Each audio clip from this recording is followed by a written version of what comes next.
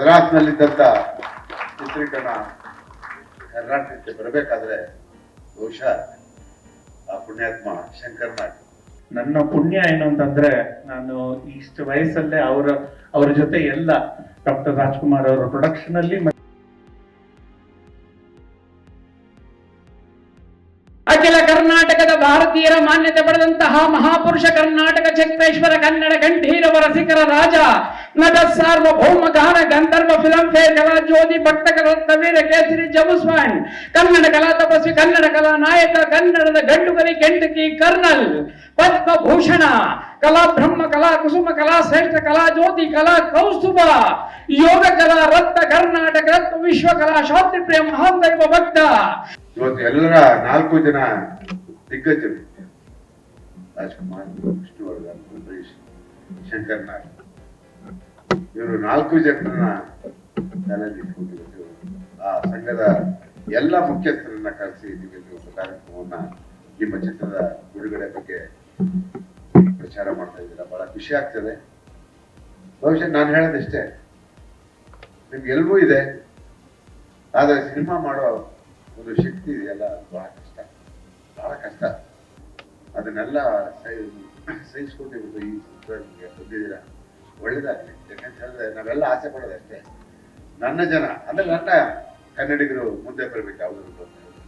ಯಾಕಂತ ಹೇಳಿದ್ರೆ ಹಿಂದೆ ಮದ್ರಾಸ್ನಲ್ಲಿದ್ದಂಥ ಚಿತ್ರೀಕರಣ ಕರ್ನಾಟಕಕ್ಕೆ ಬರಬೇಕಾದ್ರೆ ಬಹುಶಃ ಆ ಪುಣ್ಯಾತ್ಮ ಶಂಕರ್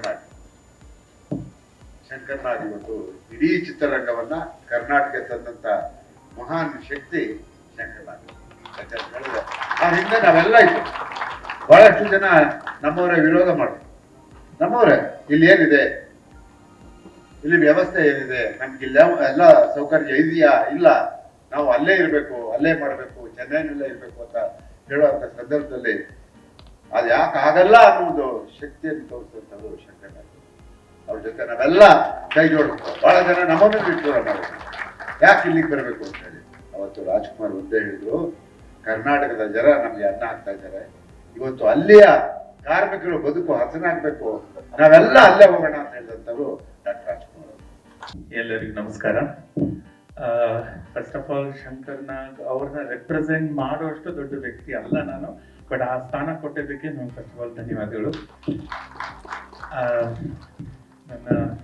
ನನ್ನ ಪುಣ್ಯ ಏನು ಅಂತಂದ್ರೆ, ನಾನು ಇಷ್ಟು ವಯಸ್ಸಲ್ಲೇ ಅವರ ಜೊತೆ ಎಲ್ಲ ಡಾಕ್ಟರ್ ರಾಜ್ಕುಮಾರ್ ಅವರ ಪ್ರೊಡಕ್ಷನ್ ಅಲ್ಲಿ ಮತ್ತೆ ಮಿಕ್ಕಿದವರು ಎಲ್ಲರ ಜೊತೆನೂ ಆಕ್ಟಿಂಗ್ ಮಾಡಿದ್ದು ನನ್ನ ಜೀವನದ ಅತಿ ದೊಡ್ಡ ಪುಣ್ಯ ಅಂತ ಹೇಳಕ್ ಬಯಸ್ತೀನಿ.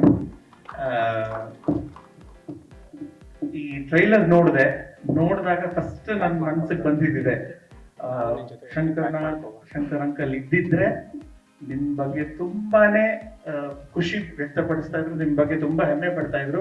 ಈ ತರ ಒಂದು ವಿಭಿನ್ನವಾದ ಒಂದು ಕಥೆ, ವಿಭಿನ್ನವಾದ ಒಂದು ಅಟೆಂಪ್ಟ್ ಏನ್ ಮಾಡಿದ್ರ, ನಾನು ನಿಮ್ಗೆ ಆಲ್ರೆಡಿ ಫೋನಲ್ಲಿ ಹಲವಾರು ಸತಿ ಹೇಳಿದೆ, ಈ ಸೈನ್ಸ್ ಫಿಕ್ಷನ್ ಆಗ್ಲಿ ಇದೆಲ್ಲ ಯಾರು ಅಟೆಂಪ್ಟೇ ಮಾಡಿಲ್ಲ.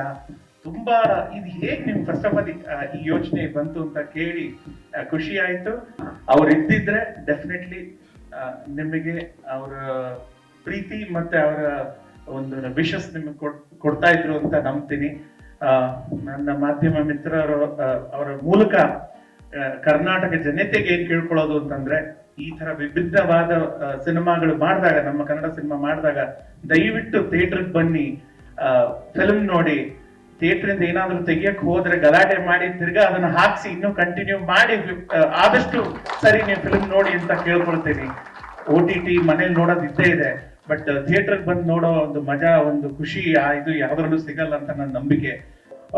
ಒಬ್ಬ ಡೈರೆಕ್ಟರ್ ಎಷ್ಟು ಮುಖ್ಯನೋ ಅವ್ರ ಜೊತೆ ನಿಂತ್ಕೊಳ್ಳೋ ಆ ಸ್ತಂಭಗಳು ಅಷ್ಟೇ ಮುಖ್ಯ.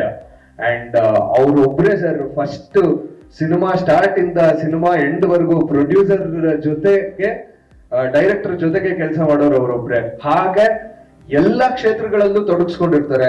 ಅವರು ನಟನೆನೂ ಗೊತ್ತಿರ್ಬೇಕು ಅವ್ರಿಗೆ, ಮ್ಯೂಸಿಕ್ಗೂ ಗೊತ್ತಿರ್ಬೇಕು ಅವ್ರಿಗೆ, ಎಡಿಟಿಂಗು ಗೊತ್ತಿರ್ಬೇಕು ಅವ್ರಿಗೆ. ಸೊ ಅವರಷ್ಟು ಕಷ್ಟಪಟ್ಟು ಸಿನಿಮಾನ ಇಷ್ಟಪಟ್ಟು ಪ್ರೀತಿಸೋರು ಬಹಳ ಕಡಿಮೆ. ಸೊ ಹಾಗಾಗಿ ಅವ್ರಿಗೆಲ್ಲ ಧನ್ಯವಾದಗಳು. ಇದು ಫಸ್ಟ್ ಡೇ ಫಸ್ಟ್ ಶೋ. 4 ಬೇರೆ ತರ ಅಭಿರುಚಿಗಳು ಸಿನಿಮಾಗಳು ನಾನು ಇದನ್ನ ಏನಕ್ಕೆ ಕೇಳ್ತಾ ಇದ್ದೀನಿ ಅಂದ್ರೆ, ಪ್ರತಿ ಸಿನಿಮಾ ಮಾಡೋ ಟೈಮಲ್ಲೂ ಒಂದ್ ಅನ್ಸುತ್ತೆ, ಓಕೆ ಇದು ಲಾಸ್ಟ್ ಅಟೆಂಪ್ಟ್. ಯಾಕೆಂದ್ರೆ ಎಕ್ಸಾಂಪಲ್ IAS IPS ಎಕ್ಸಾಮ್ಸ್ ಬರ್ದಾಗ ಅಟ್ಲೀಸ್ಟ್ ಒಂದಷ್ಟು ಜನ ಅಂತ ಸೆಲೆಕ್ಟ್ ಮಾಡ್ತಾರೆ. ಬಟ್ ಒಂದ್ ವರ್ಷದಲ್ಲಿ ರಿಲೀಸ್ ಆಗೋ ಸಿನಿಮಾಗಳು 200 ರಿಲೀಸ್ ಆಗ್ಲಿ 300 ರಿಲೀಸ್ ಆಗ್ಲಿ, ಈ ಒಬ್ರು ಇಬ್ರಿಗೆ ಮಾತ್ರನೇ ಆ ಒಂದು ಸಿನಿಮಾ ಹಿಟ್ ಆಯ್ತು ಅನ್ನುವಂತ ಒಂದು ವಿಷಯ ಬರೋದು.